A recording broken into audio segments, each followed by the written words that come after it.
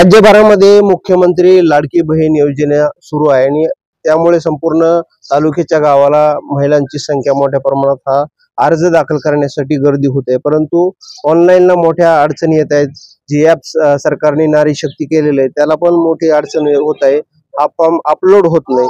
शासन जरी सांगत असलं तर उशिरा भरा, पण सध्याची परिस्थिती अशी आहे, नेमकं भरायचं कधी, तालुक्याच्या गावाला यायचं कसं, असा प्रश्न निर्माण झालाय। सर्व शेतू चालक आलेले आष्टीच्या तहसील कार्यालयामध्ये निवेदन द्यायला। त्यांची मागणी अशी की आम्हाला जर ही लिंक उपलब्ध करून दिली तर आम्ही सहजपणे हा अर्ज अपलोड करून शासनाचं काम हलकं करू शकतो। आपल्या सोबत सर्व शेतू चालक आहेत, त्यांना विचारू काय मागणी तुमची, कशासाठी आली, काय सांगा। आमची मागणी अशी आहे की सर, प्रत्येक ग्रामीण भागातील महिला उठून तालुक्याच्या ठिकाणी येत आहेत आणि तिथं आल्याच्या नंतर एकतर ते सुशिक्षित नसल्यामुळे त्यांना अनेक अडचणींना सामोरं जावं लागतंय।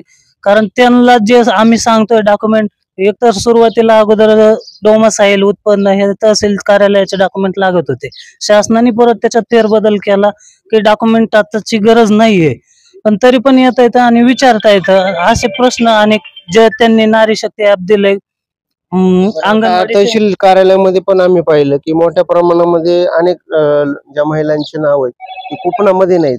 कुपनामध्ये नाव सबमिट करायचं म्हणलं तर नवीन कुपन द्यायला इथं उपलब्ध नाही।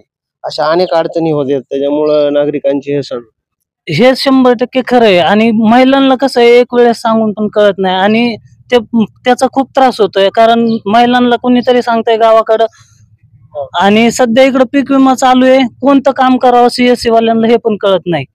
आणि त्याच्यामुळं महिलांना येऊन गर्दी तर करता येतच, परंतु इथं आमचे पण काम जे पीक विमा भरायचे त्याची 15 तारीख आलेली असते, त्याच्यामुळं ते काम करावं का हे काम करावं का त्यांना समजून सांगावं हे कोणताही शेतूवाल्याला कळत नाही। आणि शासनाने जर थोडस आमच्याकडे महा ऑनलाईनला याची लिंक दिली लवकरात लवकर तर ते त्यांचा प्रश्न मार्गी लागेल आणि आम्हाला पण अडचणी येणार नाहीत। आता अधिवेशन पण सुरू आहे मुंबईमध्ये, सर्व आमदार त्या ठिकाणी अधिवेशनामध्ये हा प्रश्न जर मांडला तर लगेच हा प्रश्न मिटू शकतो, काय वाटतं, काय सांगा। 100% हा प्रश्न जर अधिवेशनात मांडला तर त्याची दखल वरच्या पातळीवर घेतली जाईल आणि महाराष्ट्रभरातला प्रश्न सुटेल। तुम्ही कशासाठी आले होते, काय मागणी? नाही, आमची मागणी अशी होती की हा प्रश्न जो आहे प्रत्येक घराघरापर्यंत जो आहे आणि घरातली प्रत्येक महिलेला हा लाभ द्यायचा शासनाचा मानस आहे। त्यामुळं हा ग्रामीण भागातला प्रश्न ग्रामीण भागात सुटावा, तालुक्याला येण्याची गरज नाही पडावी, म्हणून आमच्या सीएससी ला ही लिंक उपलब्ध करून द्यावी, जेणेकरून पोर्टल फास्ट चालेल आणि काम होतील। ऍप पण सरकारने काढले नारी शक्ती, त्याला काय प्रॉब्लेम येतो? सर, तो ऍप लॉग इन पण होत नाही आणि लॉग इन झाल्याच्या नंतर फॉर्म पण सबमिट होत नाही।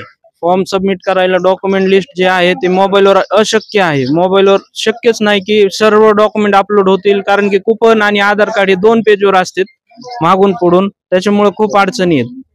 काय सांगाल, कशासाठी आले होते तुम्ही सगळे, काय माग? ऑनलाईनला लवकरात लवकर शासनाने लिंक उपलब्ध करून द्यावा त्यासाठी आम्ही विनंती अर्ज केलेला आहे, निवेदन पण दिलेलं आहे आणि हा प्रश्न लवकरात लवकर सुटन अशी आम्ही आशा बाळगतो। तालुक्यामध्ये तुमचे किती असे चालक आहेत त्यामुळे ते फॉर्म सबमिट करायला फायदा होईल? 150 ते 150 आमचे सेतू चालक किंवा सीएससी मिळून समजे 150 आहेत।